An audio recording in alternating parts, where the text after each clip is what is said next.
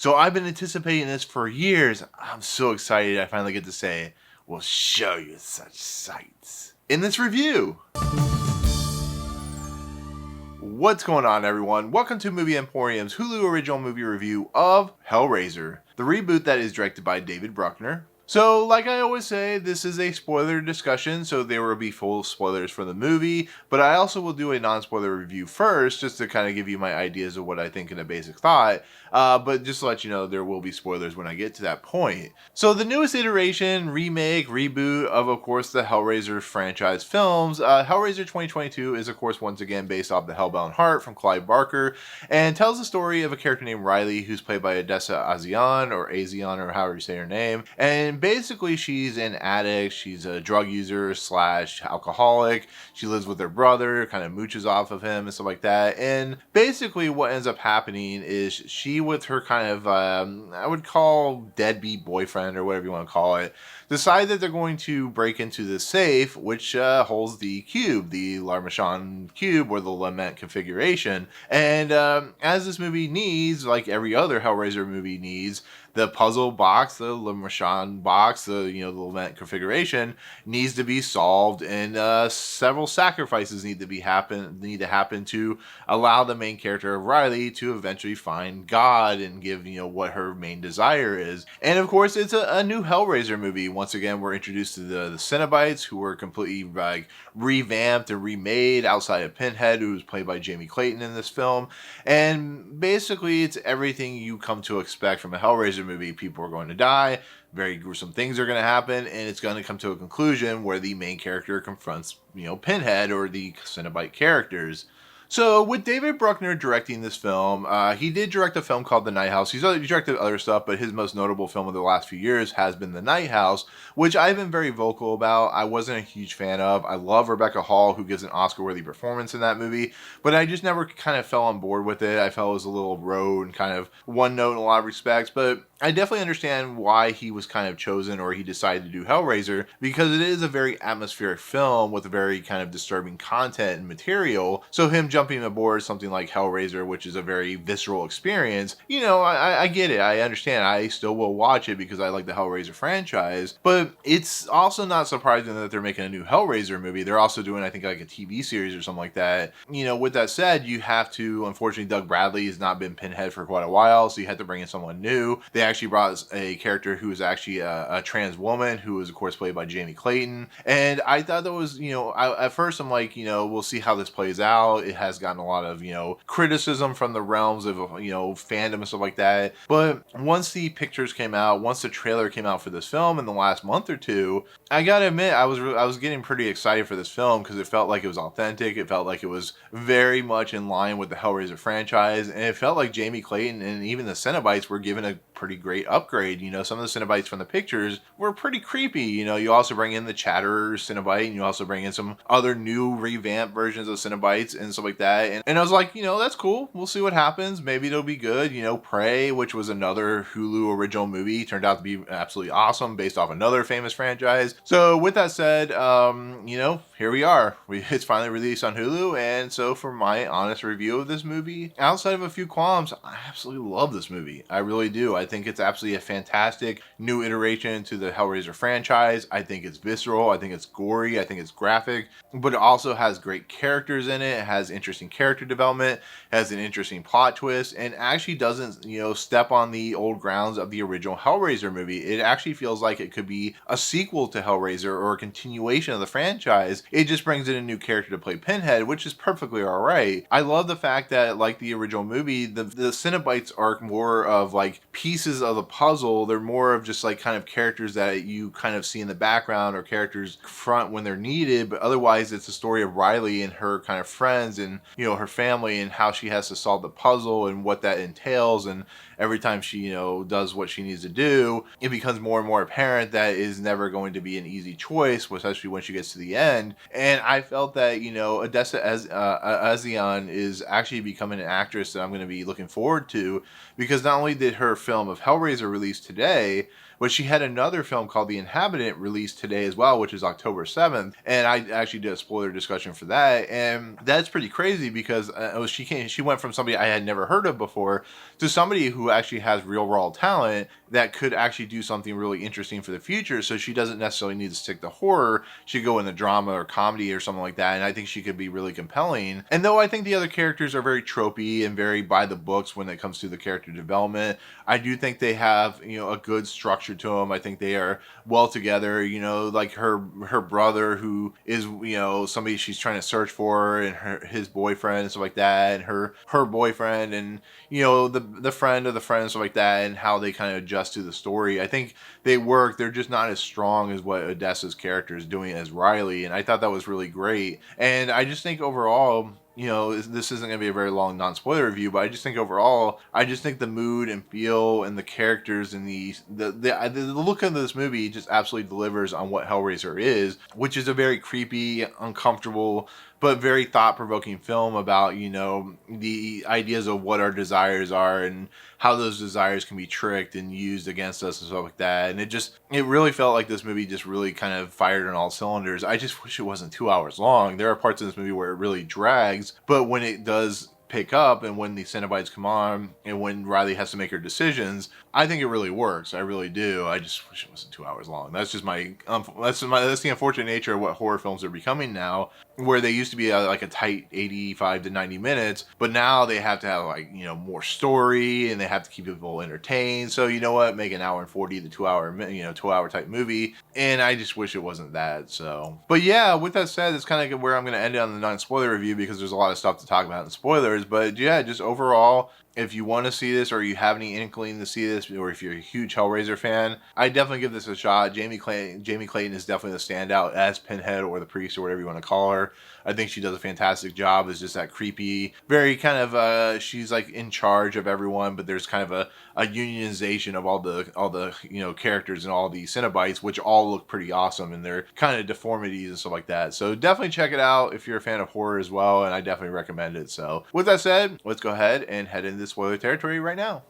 Now, usually in the spoiler discussion, I usually go on for like 20 minutes talking about a film, because there's usually a lot to talk about. But when it comes to Hellraiser and Clive Barker's Hellbound Heart, people know it pretty well. It's a pretty famous character of Pinhead. It's a famous story, with the Cinobites and stuff like that. In that front, there really isn't much to talk about. The Cinobites look really cool. They really look really disturbed and demented. And, one of the characters has like if you remember Trick or Treat with the Brian Cox character with the breathing problem, it has like a really cool idea with that. One, of course, the Chatterer is back. Of course, there are other characters. One looks like a baby doll. Some of the Cinobites don't come in until the very end of the movie, but they're pretty standard characters. They're pretty much what you would expect in an updated form. They add the costume and looks way better than, of course, the 80s version.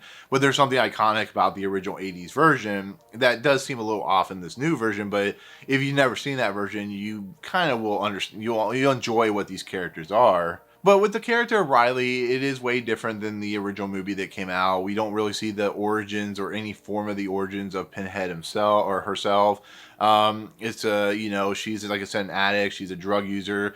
She basically finds with her kind of boyfriend, who we find out later on is playing her, is basically using her to, get the final configuration, the Leviathan configuration and stuff like that. We're also introduced to a character named Goran Visnjic, who is basically an art dealer who actually is trying to get to that final configuration. But he kills a guy, he gets a configuration, then he wants something, and that's where it ends before it goes into Riley's character. But it basically leads to her finding the box, the thing. It's in a safe for some reason. I have no idea. It's never really fully explained, but they find the box, and she, being curious, starts doing the puzzle box. And of course, it opens up with the first configuration, and she starts becoming kind of, I would not want to say possessed, but kind of visions of Pinhead, visions of the priestess, visions of the Cinobites and stuff like that. And basically, the configuration needs to be done in 5 times, and each configuration, of course, needs a sacrifice. And that sacrifice, it basically starts with her brother, and then it kind of leans down the line of all her friends and family and stuff like that. And people die in, gruesome ways. The first couple of deaths in this movie, the first couple of sacrifices, aren't really that graphic. You don't really see much. It's as the movie moves along, where the friend who's a woman, and of course the old woman who gets sacrificed, unfortunately, she knows about the box, and she dies. You start seeing a little bit more of how graphic this movie is, because I was starting to get a little worried as the movie was moving along that because it was on Hulu that it wasn't going to go violent, it wasn't going to go graphic, and I thought that was going to be a problem of the current today's society when it comes to horror films, which sometimes don't go far enough or are too afraid to go far enough. And that's what I love about early Clive Barker films. He's like Lord of Illusion and of course, Candyman and the original Hellraiser and Midnight Meat Train. It just takes a little bit of time to get to that point, and that's what happens in this movie. Like I said, when you get to the old lady and when you get to the friend that's a woman and you get to, a couple other characters, you start to really see the kind of violence and craziness and insanity that finally gets put on screen. And some people aren't going to like that because it's very uncomfortable to watch, but the skin ripping open and just the way the hooks, the chain hooks, wrap into these people, and it just, watch when the skin gets torn off. It's pretty gruesome, to be fairly honest, but it's pretty awesome. And it basically leads down the road where she has to make 5 sacrifices. She is the host. She is being, manipulated by Pinhead to the point where, there is different, when they get to the final sacrifice, the 5th sacrifice, basically she's going to be offered these different kind of things in different configurations where, depending on what she wants like resurrection, or she wants sensation, blah, blah, blah. There's like different things. And she wants to bring her brother back, who was the first to be killed in this movie outside of the character in the beginning. I think that's a very powerful statement because it really shows that she's very selfless. She's somebody that wants more for her brother that she's kind of been mooching off and stuff like that. But when we get to like near the end, we've been chased around, people have been killed, and the Cinobites have of course focused themselves on Riley. They need to make sure she does the sacrifices or she's going to be sacrificed herself. And in the process of everything, something that was really interesting is one of the sacrifices ends up being the Chatterer, which I don't know how I feel about that, to be fairly honest. It feels a little... So one of the Cinobites can be the sacrifice of Riley's, lament box or whatever, lament configuration.